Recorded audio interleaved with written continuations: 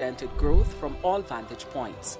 Join your hosts, Kiana Wilberg and Fariza Hanif, as they dive deep into the heart of topical issues. Welcome to another episode of Starting Point. I'm Fariza Hanif. I know I've been missing for the past two episodes, but I was a bit under the weather. But now I'm back in full strength. I'm joined by my beautiful host, Kiana Wilberg, who's been holding the fort down for us. And today we have a very special guest for you.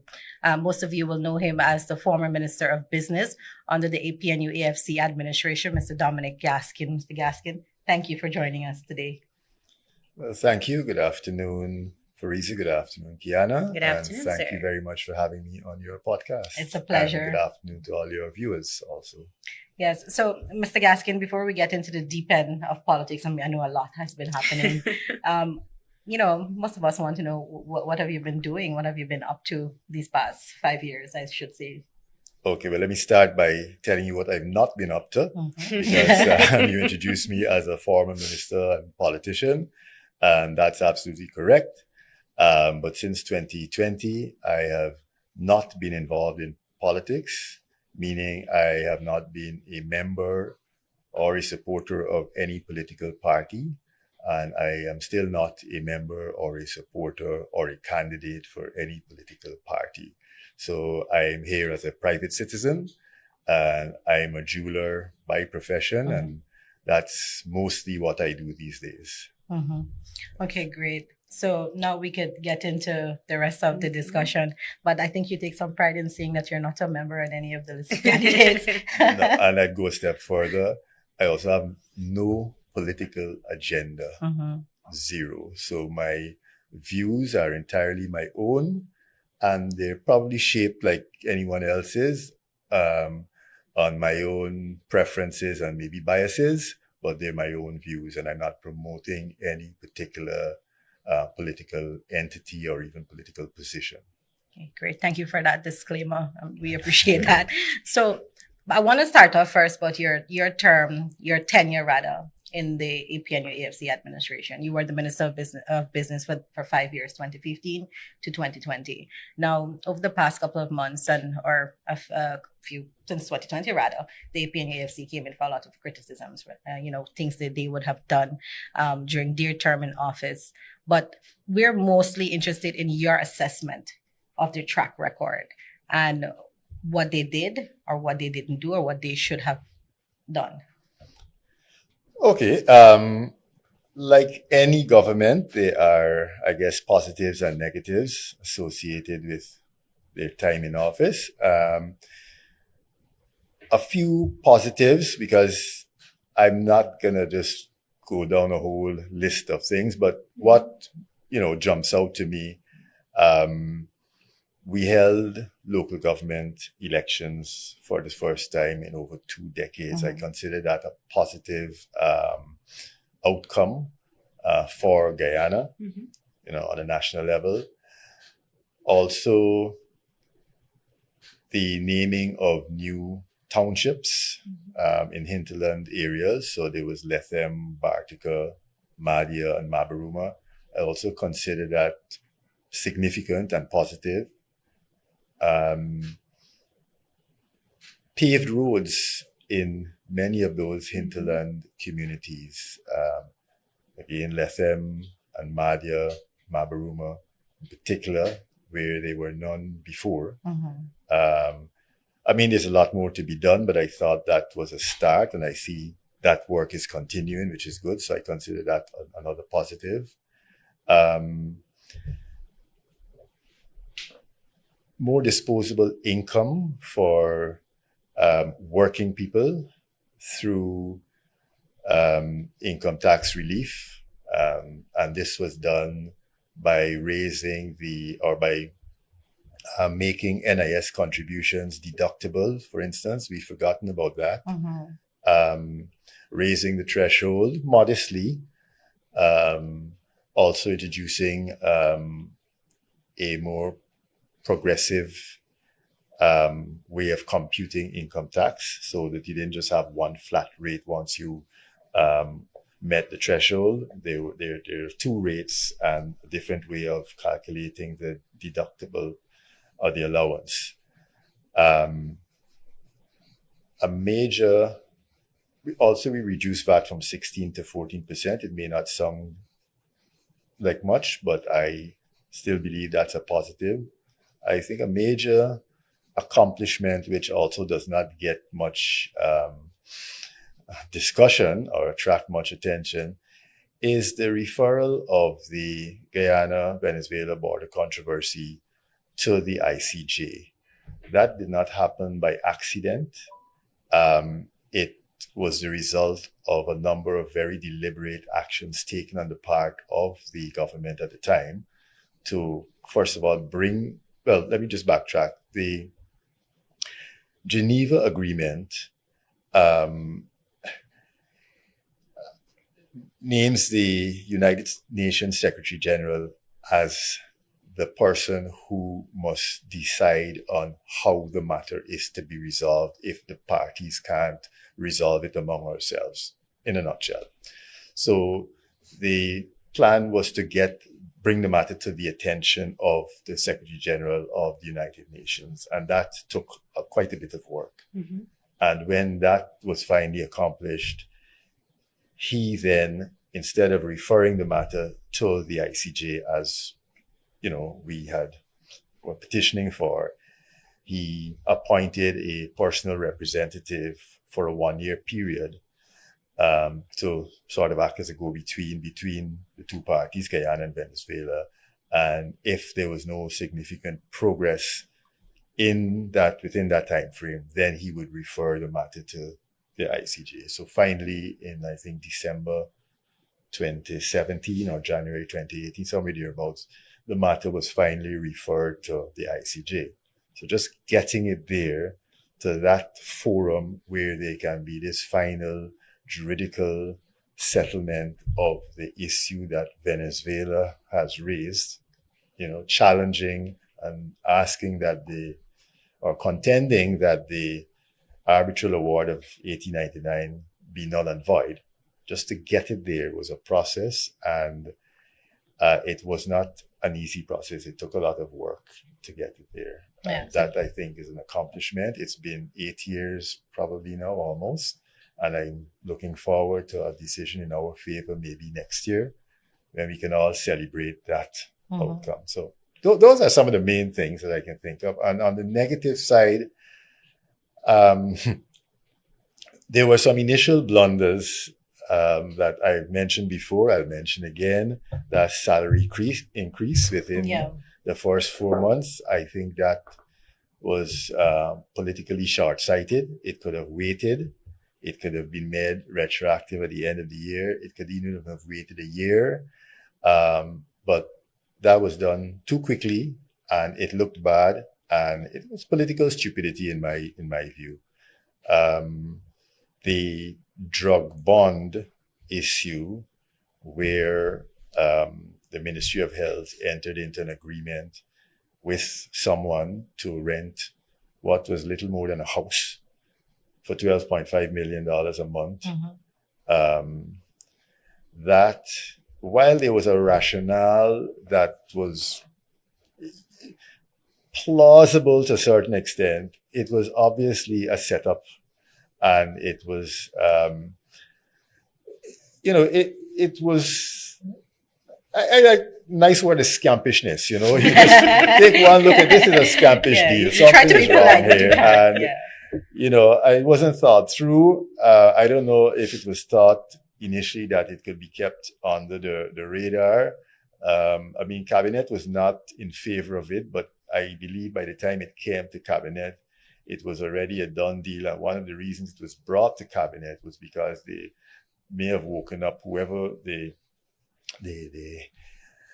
brains behind that scheme must have realized that there was not enough money in the budget for that year. So we had to go to Parliament for supplementary.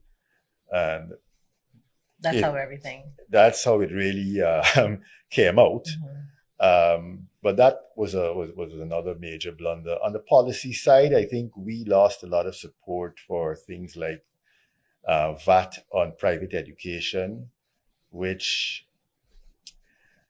may have had some good intentions, but perhaps I believe we should have consulted more with the public first and got an idea of the kind of feedback we would get on that. It was later rescinded, but the fact is that we did it, and I think we got some flack for that. And then there was VAT on internet services, which I think is just bad policy. If you're talking about encouraging innovation, entrepreneurship, you want to, appeal to the younger generation. I think that was bad, especially in an economy such as ours. VAT on electricity and water, that didn't go down well, though there was a threshold. But I think having a threshold above which you pay VAT is a good idea. But what was done in our case, once you reach that threshold, you paid VAT on the entire amount, which does not really incentivize responsible consumption of electricity or water. But in terms of promoting a greener agenda, I think it's good to identify a certain level, or below this, correct, you don't pay VAT. If you consume above this, you will pay VAT on the difference. Right. So that could have been a winner, but it didn't turn out that way. It wasn't done the right way. Gaisuku, I think that was, and just let me be very clear, I support what our government did in terms of closing the estates and consolidating the operations of Gaisuku to 3 estates. But we did lose a lot of support for it. It probably could have been handled better also in terms of how the displaced workers were perhaps integrated into the economy, or maybe it should have been preceded by a year of training or preparation for what today we do have a labor shortage. We have a shortage of, truck drivers. We have a shortage of laborers, welders, general laborers. So, we should have been able to foresee what was, in the pipeline and start preparing, those workers, for this new economy. So from that perspective, I think it could have been handled better, but one has to realize also that Gaisuku was a drain on the economy at a time when we simply did not have the money. Not a drain on the economy, a drain on the treasury. In the first year in government, I think we committed over $20 billion, which, when you're looking at annual budgets of, 200 billion is a considerable amount.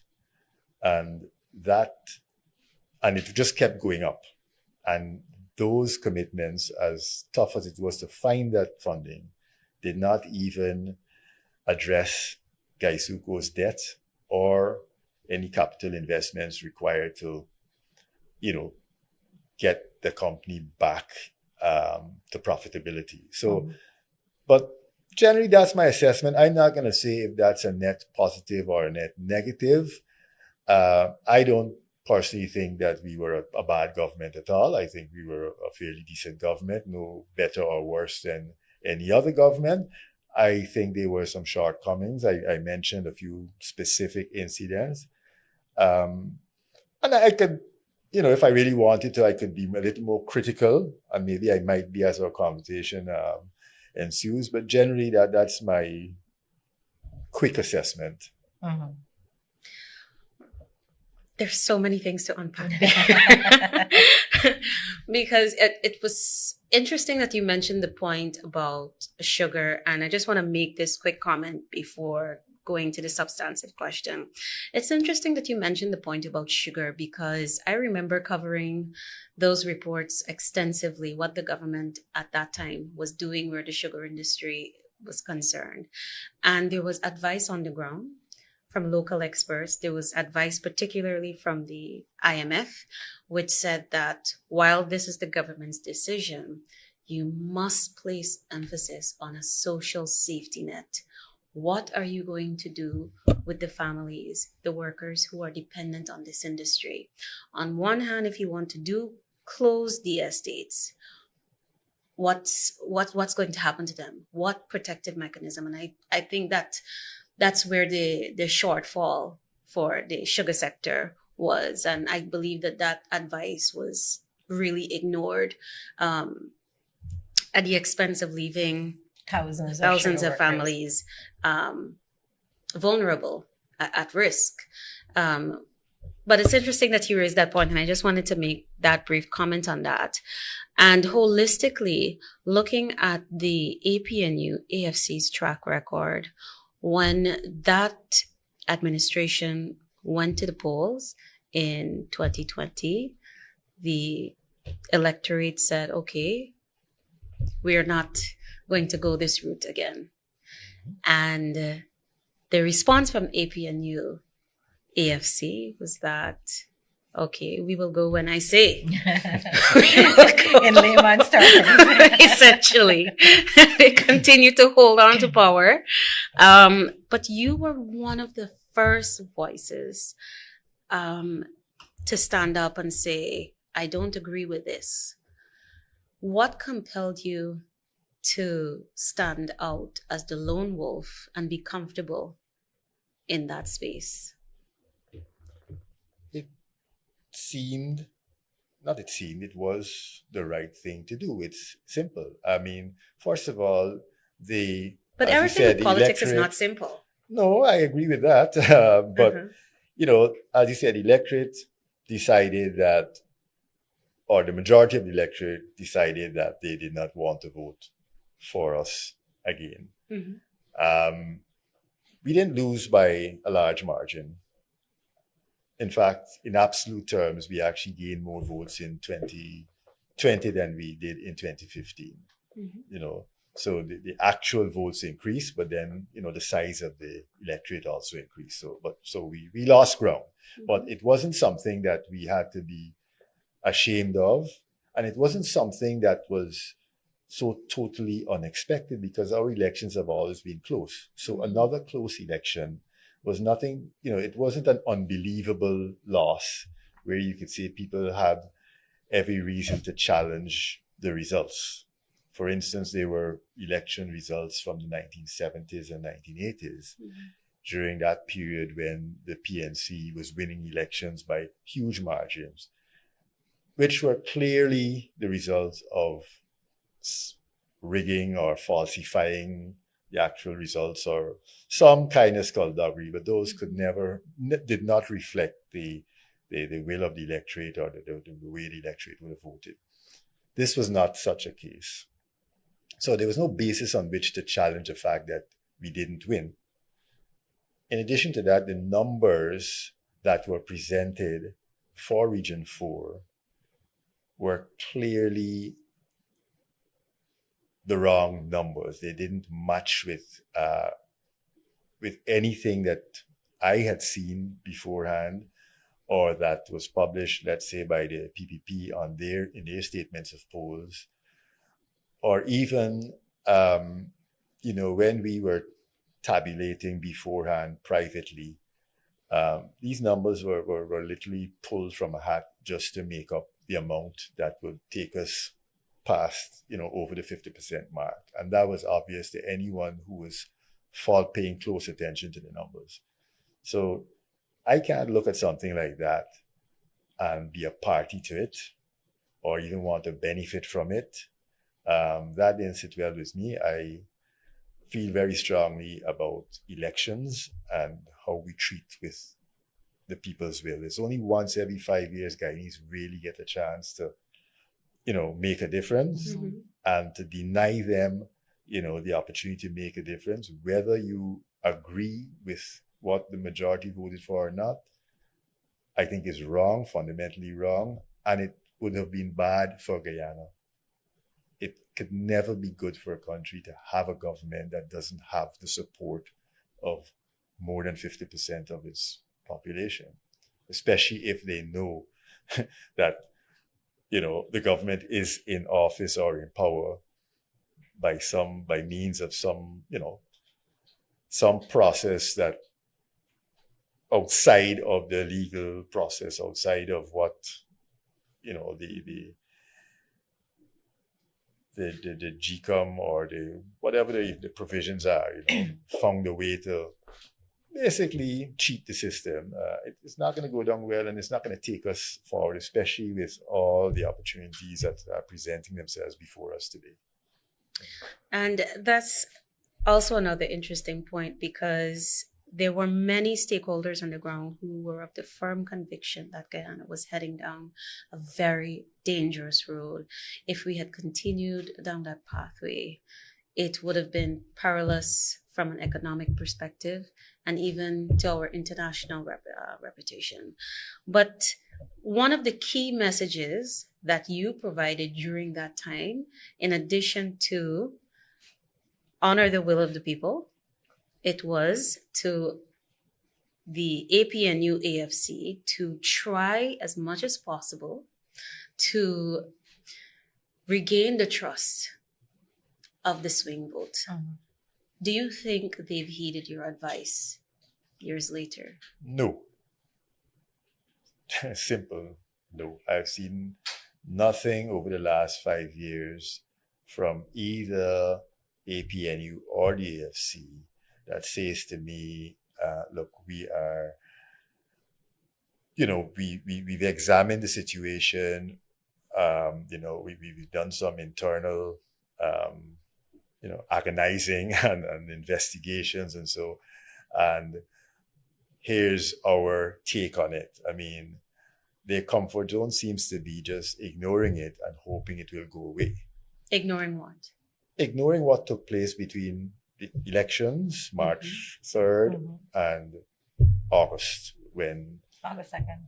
The new government was sworn, that 5 months period, pretending it didn't happen, and worse yet, even referring to the current government as, or questioning the legitimacy of the current government.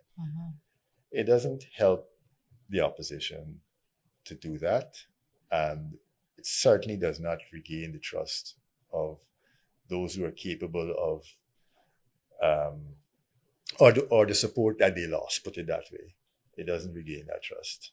And if I may, Kiana, I just want to bring you back to what Kiana said earlier. You were the first APNU AFC official to come out against what was happening at that time. I'm sure there must have been some backlash to that. Was there any? Not to my knowledge. I mean, I don't take seriously, comments on social media. So apart from that, not really. No, and it was period of COVID, so we were on the lockdown was just beginning and getting more and more intense. So there was not a lot of interaction, which probably helped my situation. So I didn't have to go and deal with, or get into situations where there could be some hostility or something. But I honestly, no, I don't feel any backlash, apart from comments by a few persons, who I probably never took seriously in the first place. So, no. Okay. My colleagues and I just want to say this, we've always maintained a good relationship. I didn't attack anyone specifically. And I think, apart from, making a few statements, I don't think any of my close colleagues attacked me personally. They were, I guess they would have said they don't agree with me and I'm entitled to my own views. But, it stopped there. There was no nasty, criticisms or... Right. It was no personal. So no, I didn't experience any backlash. Okay. And I would do it again. So. And brings me to my next question. We're heading into another poll September 1st. What do you think about the current government's performance the past 5 years? And what do you think should be in the checklist on citizens as they decide who will steer them to 2030? Okay, so the current government has been spending money and spending a lot of money. Certainly a lot more money than we were able to spend in our period in government. So I guess any assessment of this government's progress has to do with how they're spending that money, I would say. Building a lot of schools, hospitals, roads, bridges, sea defense, cash grants, salary increases, developing housing areas, airstrips. So a lot of infrastructure spending, and also some spending directed at increasing disposable income. I think that's generally good. We have to wait to see whether that spending then delivers on their intended outcomes or optimizes outcomes. But generally, I think that's where the money should be spent. So I will treat it as a positive, for now. Mm-hmm. Also, on the positives, I like the low carbon development strategies emphasis on monetizing our standing forests and our ecosystems and our biodiversity. And I like the fact that we were able to update the LCDS to find a mechanism to actually get our carbon credits registered and certified and sold on international carbon markets. I think it's a positive. It's not something that gets around a lot, but we've actually earned money from it, and we will earn some more money from this, and that's why I'm raising it. If it was just a document on paper and it didn't bring in any returns, I would have had to wait and see, but it's actually proving successful. I'm sure there's room for improvement, but I think that's quite positive, and I think that line of thinking could lead to lots of other developments of a similar nature. Positive again, before I go to the negatives.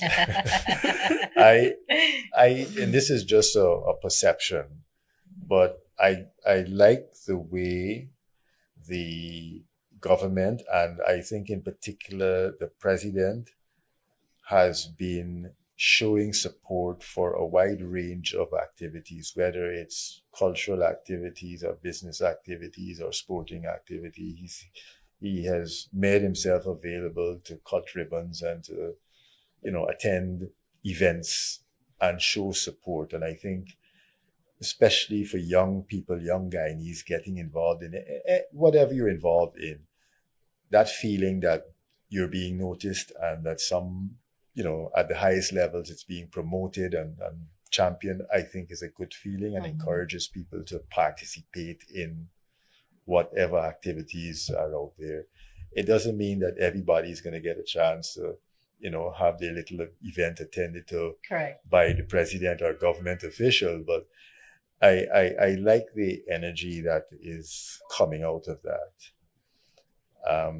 When it comes to negatives, like every government, I'm seeing questionable contracts being awarded, where there were clear irregularities in the awards of those contracts. I am also hearing a lot of chatter about, corruption in the procurement system. No evidence. This is just anecdotal. People are telling you what they have to go through to get a contract or to get paid, or to, there seems to be a lot of, that's not under control, put it that way. And I think that's something that this government needs to bring under control. Now, there's procurement fraud in every country. So we're not necessarily unique in that regard, but I think it's something that we need to work on, because with all the money that we have today and coming down, in the future, we need to make sure we get value for that money. We need to make sure that our procurements deliver on their intended outcomes. And I don't think you get that by not following the correct process, by not ensuring that you have the best person or the best company for the job. Outside of that, I am seeing a lack of enforcement of lots of rules and regulations, and it's very blatant and obvious, let's say, on the roadways. There's just lawlessness on the roads. There's lawlessness in communities. You see almost every week there's someone writing a letter about noise nuisance, basically loud music and inappropriate activities in residential neighborhoods. Yeah, these things carrying happen. on into the morning hours. I'm still seeing bad behavior when it comes to dumping garbage and just, littering the place. And those are areas that we need to work on. I don't think enough has been done in those areas. And I think those are very visible and very obvious areas, and they define you as a country. We're trying to promote tourism. We can't promote tourism if we're seen as a unruly, disorderly, filthy place. We have to do a little more, and it all comes down to enforcement. I think the laws are in place, but there seems to be a problem with enforcement. So, that's in a nutshell a quick assessment of what I see, or my feeling of how this government in this term. I'm looking forward maybe to better in the next term, improvements in the bad areas and continuity in the good areas. Yeah, but to be fair, some of the issues like garbage and the reckless behavior on the roads, those are issues that have been plaguing us for years. I mean, the APNU AFC, the PPP, that whenever they're in power, it's something they've always grappled with in terms of getting the Guyana police force to enforce the laws and to hold people accountable. So yeah, that's something I definitely agree with when it comes to the reckless behavior on the roads and the garbage situation that we're facing. And just to add to that too, one of the important things, and I love that you raised that point about procurement fraud, it is not something that anyone can say, it does not exist. There is an Auditor General report that comes out every year, and it outlines that there are procurement weaknesses or there are procurement breaches. And that very report outlines what has been rectified and what remains to be addressed. And as we continue to grow as an oil republic with more oil revenues flowing into our budgets, putting those security measures to ensure that issues of breaches or irregularities are minimized as much as possible, I think it would be in our interest. And I think I have also seen from the Auditor General's report that we are heading in that direction, but there is still work to be done. And I think if we are to truly talk about Guyana's development, it's good to also highlight the areas in which we're doing well. And it's also a good thing to highlight the areas where we still have some work to do, and the energies are being dedicated to that cause. So I'm in agreement with you. There is a number of things which we can be proud of, and there are things that we do have to work on. Yeah. So, Mr. Gaskin, as we're talking about the Oil Republic, the APNU AFC was instrumental in helping us to kick off the oil and gas economy that we see today. And when I say helping us with that, I mean in terms of the famous Stabroek Block agreement, the Stabroek Block production sharing agreement. And I want to know, what is your take years later? As you're well aware, this contract has been the focus of much criticism about the improved terms that we could have secured in terms of a higher royalty and in terms of other tax benefits and so forth. And there continues to be a call for unilateral renegotiation, even though the contract clearly spells out what are the consequences, the perilous consequences that could befall us if we are to head in that direction. But in the space of all of this, What's your take on how we have managed the Oil Republic and the gains from that contract? Okay, well, let's start with the contract, which is controversial. And let me just make my position clear. It's not the first time I'm saying this.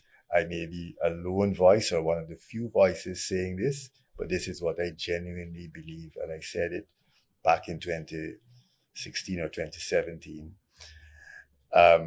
Yes, I believe we could have gotten better terms, fiscal terms from that contract. But I think that contract I don't think it's a bad contract.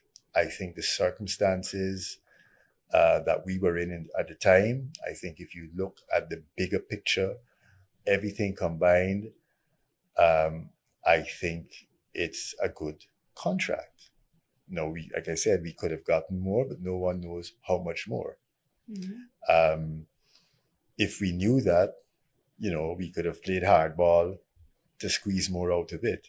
I'm speaking purely of the fiscal terms and not so much of like some of the other areas, like the environmental areas and little the parent guarantees, insurance, and so forth. Right.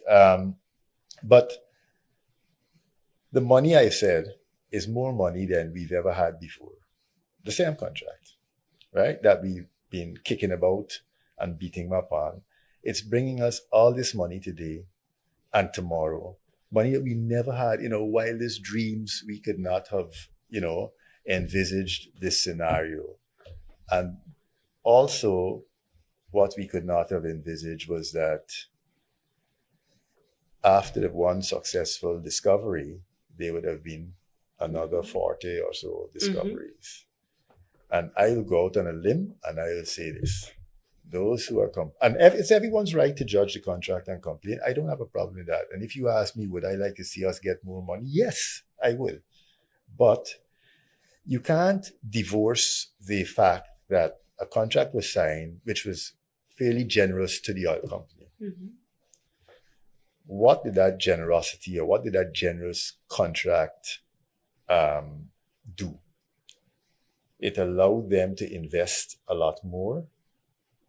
They would not have been 40 discoveries if we had a contract that was, with at least 10% royalties. And, they would not have been 40 discoveries because oil companies will invest in areas that will bring the most profits. They have interests all over the world. They're going to invest where they see the best returns.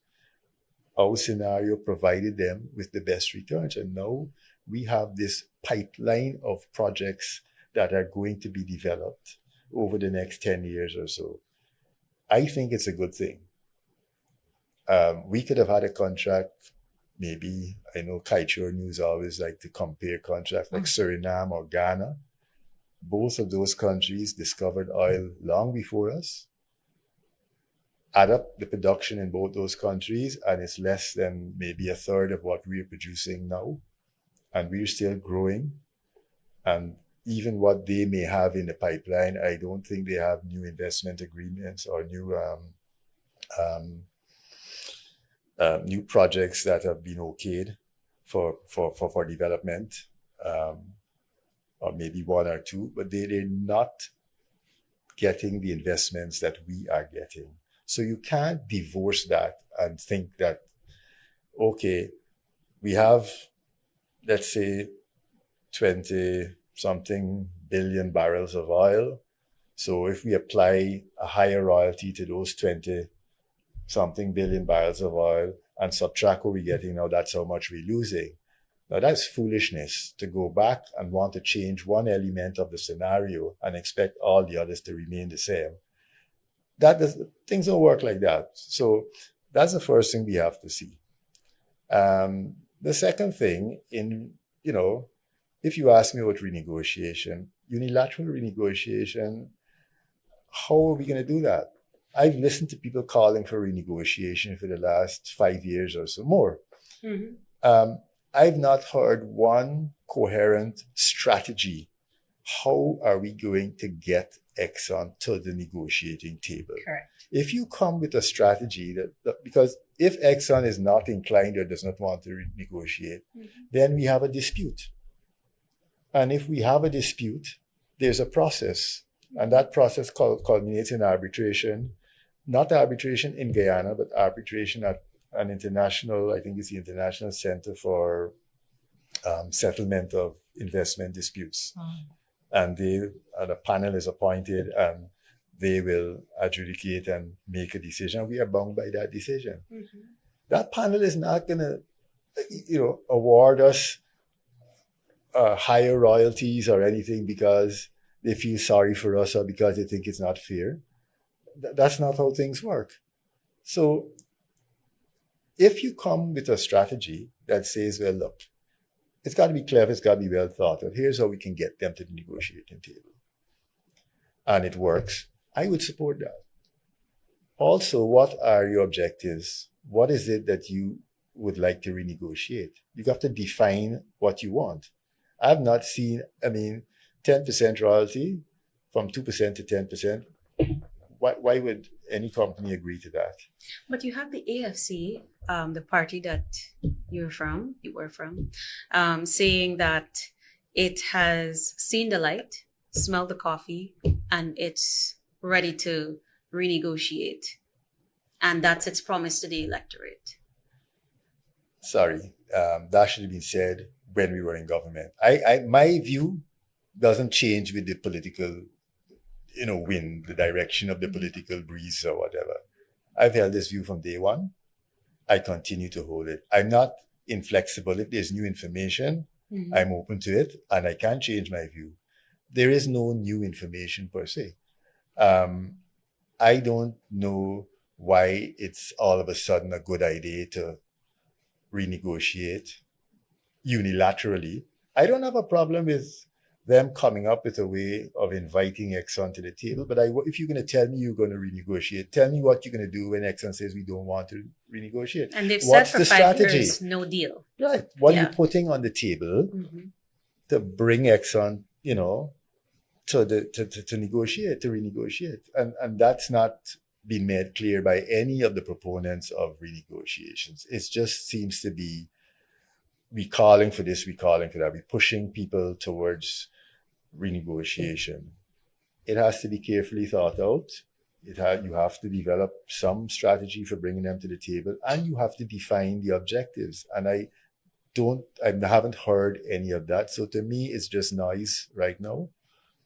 When it stops being noise and it starts making sense, I will listen, Got you. Fariza, I'll let you have the closing question. We were talking about the promises being made by the AFC. Now I want to talk about the promises being made by APNU. They launched their campaign recently. We've heard so many things that they want to do if they're voted into office. One of them being increasing the threshold to $400,000, increasing pension to $100,000, increasing public servant salaries by 35%, and the big ticket promise, $1 million for each household. What is your take on that? I didn't actually listen to the launch, and so I didn't actually hear these for myself. I've seen them reported on, but I have a number of issues with that. And you asked me what APNU, so I have to address APNU. And I'm not saying that this may not be the same with other political players, but when you start making promises, campaign promises, they need to be backed up by something, right? Whether it's some political ideology, some overarching goals and objectives, some mission something that tells us, well, what is motivating it? Why are you doing this? There are a number of documents that I am surprised over the last 5 years I have not heard APNU or even the AFC refer to. Let's say the Green State Development Strategy. Why would a political party that spent time in office and developed this, big weighty document, which is, it's a good document. It's a good development strategy. Why would you not review it, update it, and use that as the basis for your political agenda? So why are you pulling stuff out of a hat? Also, APNU has available a lot of work that's done by Professor Clive Thomas about the cash grant, the so-called Buxton proposal. Yes, the $1 million. But it's $1 million. But if you read his entire proposal, it's not something, we're going to give you $1 million. It's 5,000 US when we start producing 1.5 million barrels a day. Mm-hmm. Right? And for every poor household too. I think it's for every household, I think it's for every household. Yeah, I remember covering the thing that. about it is that it's supported by a document that's coherent, that's rational, and that makes the case. Yeah. I don't get the impression that, these promises are backed by anything, substantial and well thought out. I think they are promises, line items. For me, I'm not interested in hearing, little line item promises. I want to know what your bigger picture is, what your priorities are, and then you can come with your line items and tie them to, the bigger picture, and also support them with, everything you say you do. People don't want to read no long document, but it must exist. For those who want to get a better idea or want to convince themselves that you know what you're talking about, you have to support it, with some clear policy and the objectives and everything. So people who want to know can understand what you're really doing. The average person probably don't want to know. You said 400,000. What was the cash grant? $1 million? $1 million. $1 million cash grant. Sounds good. You might get a few votes. For me, it doesn't work for me. I'm not interested in hearing promises. I want to understand what you're about and why you're making those promises before I start taking it seriously. Do you think these promises, though, very quickly, do you think these promises are enough? This promise of more money, more handouts, it's enough to gain them that swing vote? Promises will get you some votes. But I've already commented on what I think the outcome of this election is going to be. And I'm not going to repeat myself, but I don't see that outcome changing because of these promises. I think, yes, you can make last minute campaign promises. You'll get a little bit of traction, but by and large, people will vote for you based on your performance over the last 5 years, and not be too swayed by, what you tell us, the sweeteners that you hand out in the last few weeks of your campaign. Okay. Mr. Gaskin, I want to thank you so much for your time today.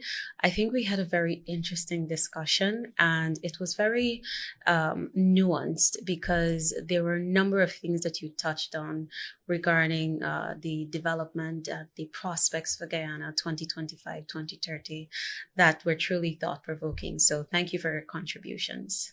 Thank you for having me. And to our audience, thank you as well for joining us. We hope that you found this discussion as interesting and as enlightening as we did. Be sure to follow us next week, same time, same place, as we bring you more insights regarding Guyana's development from all vantage points. I'm Kiana Wilberg and Fariza Hanif. We'll see you next week. Thanks for watching Starting Point. Follow us on Spotify, YouTube, Facebook, Instagram, and LinkedIn for critical updates and exclusive content.